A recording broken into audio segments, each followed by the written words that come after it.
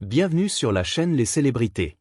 Aujourd'hui, nous vous emmenons dans l'histoire fascinante de Karen Cheryl, de son vrai nom Isabelle Morizet, la princesse de la pop française des années 1970 et 1980. À 70 ans en 2025, elle a troqué les projecteurs pour une vie de sérénité, mais son parcours est loin d'être un conte de fées.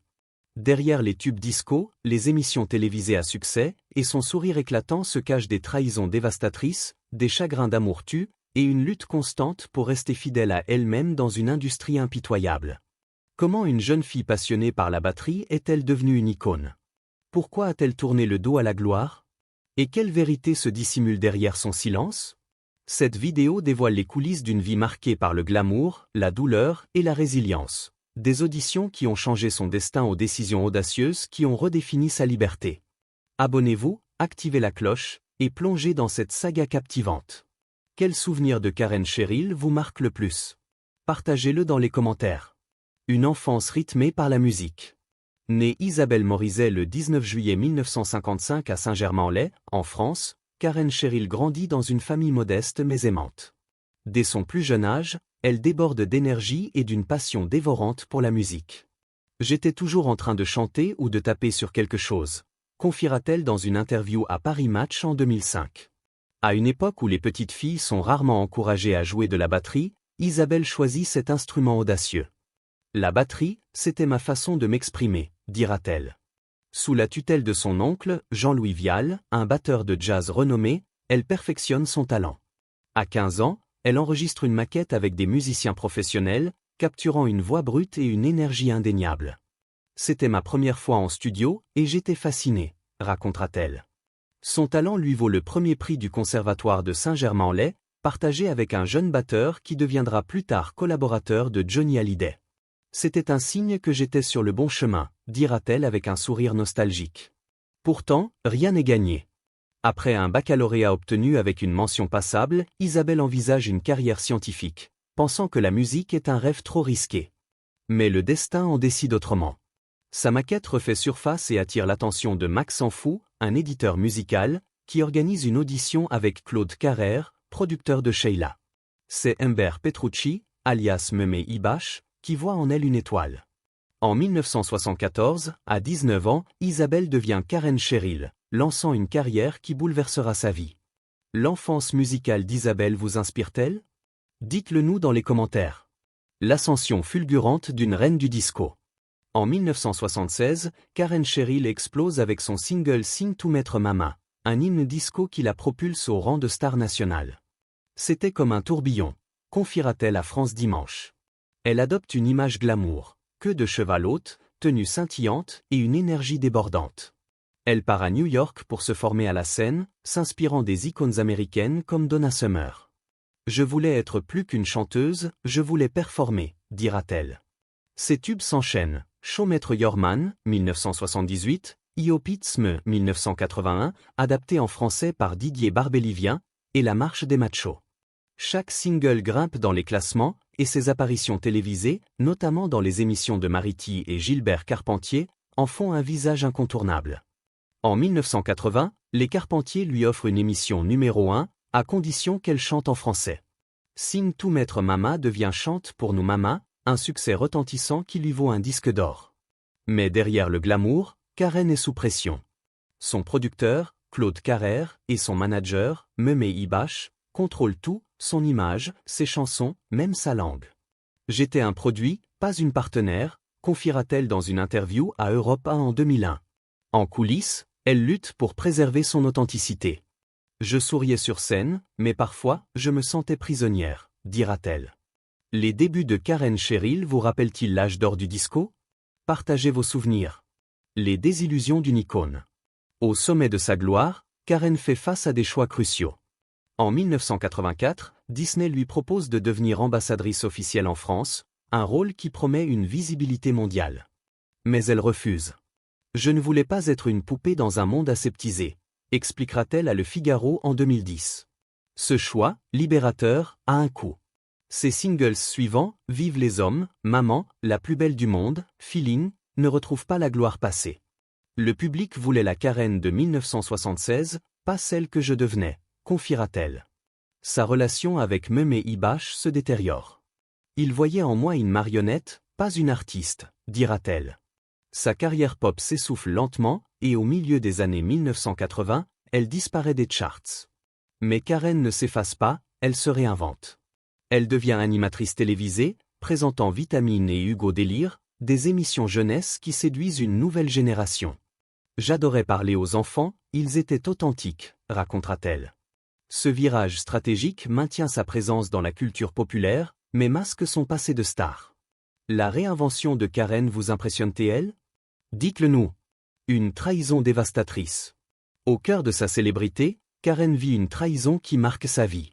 À la fin des années 1970, elle tombe amoureuse d'un avocat international, un homme qu'elle croit fiable et protecteur. Je pensais qu'il était mon refuge, confiera-t-elle à Gala en 2008. Mais sous prétexte de gérer ses affaires, il prend le contrôle de ses finances, vidant méthodiquement ses comptes. Il a pris tout ce que j'avais gagné avec mon travail, dira-t-elle, la voix tremblante. Cette perte, estimée à plusieurs millions de francs, est plus qu'un désastre financier, c'est une atteinte à son identité. Karen garde le silence en public, refusant les scandales. Je ne voulais pas que ma douleur devienne un spectacle, expliquera-t-elle. Soutenue par sa sœur cadette, Sophie, elle reconstruit sa vie. J'ai dû réapprendre à me faire confiance, confiera-t-elle. Cette épreuve renforce sa prudence dans ses relations futures, mais ne l'empêche pas de chercher l'amour. Dans les années 1980, elle trouve une relation plus stable avec Eric Tubiana, un avocat discret. Il m'a appris qu'on pouvait aimer sans manipuler, dira-t-elle. La trahison vécue par Karen vous touche-t-elle? Partagez vos pensées. Une nouvelle voix à la radio. Dans les années 1990, Karen Cheryl disparaît pour laisser place à Isabelle Morizet. Elle rejoint Europe 1 comme animatrice radio, où son empathie et son intelligence brillent. Ses interviews avec des artistes, écrivains et penseurs captivent les auditeurs. J'aimais écouter les gens, entendre leurs vraies histoires, dira-t-elle. En 2001, dans un geste symbolique, elle interviewe Karen Cheryl, mettant en scène un adieu à son ancienne persona. C'était ma façon de dire au revoir à une partie de moi, expliquera-t-elle. Ce virage marque une rupture avec son image de pop star. Je ne voulais plus être un produit, confiera-t-elle à Télérama. Pourtant, le public reste nostalgique.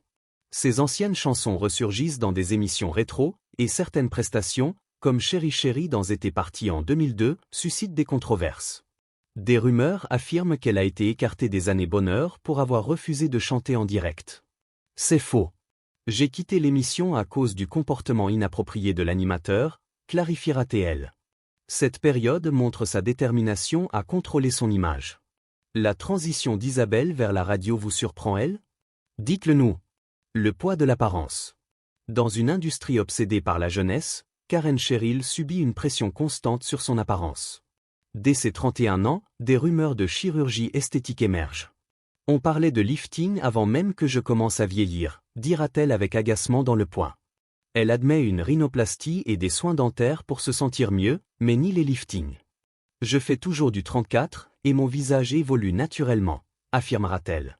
Son changement de look dans les années 1980, coupe courte platine inspirée de Jean Sebert, alimente les spéculations. Chaque ride, chaque changement était scruté, confiera-t-elle. Elle dénonce les doubles standards imposés aux femmes. On nous demande de rester jeunes, mais on nous critique si on essaie, dira-t-elle à elle. Sa transparence sur la chirurgie esthétique brise les tabous, mais divise. Certains saluent son honnêteté, d'autres y voient une contradiction avec son image accessible.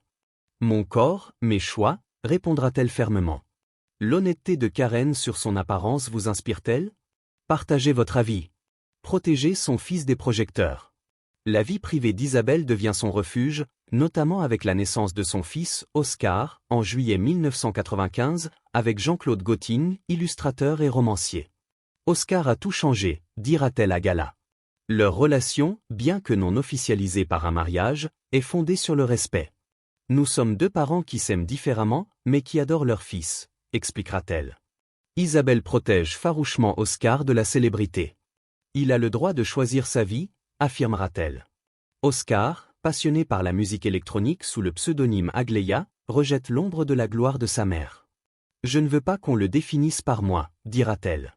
Leur lien est profond mais intense, marqué par des confrontations. Nous sommes deux fortes têtes, mais je l'aime plus que tout, confiera-t-elle. En 2002, Isabelle épouse Jérôme Bellet, directeur d'Europe 1, un homme avec qui elle partage une complicité intellectuelle. Il est mon premier, mon seul, mon dernier, dira-t-elle au Figaro. Leur mariage, discret et ancré dans le quotidien, est un havre de paix. L'amour d'Isabelle pour son fils vous émeut-il? Dites-le nous. Une vie loin des projecteurs.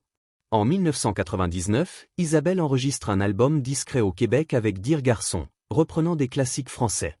C'était pour moi, pas pour la gloire, dira-t-elle. Elle co-anime les sélections françaises de l'Eurovision la même année, mais privilégie une vie privée.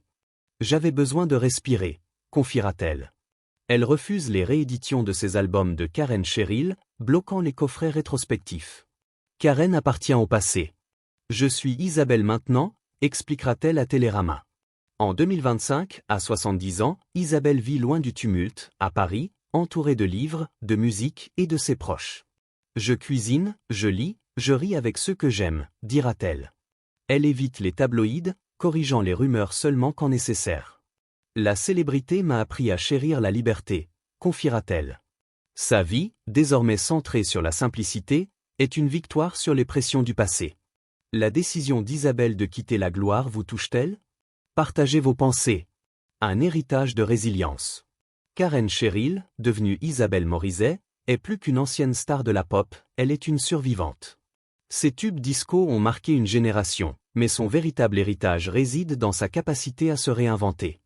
J'ai appris qu'on peut tomber et se relever, encore et encore, dira-t-elle à Europe 1.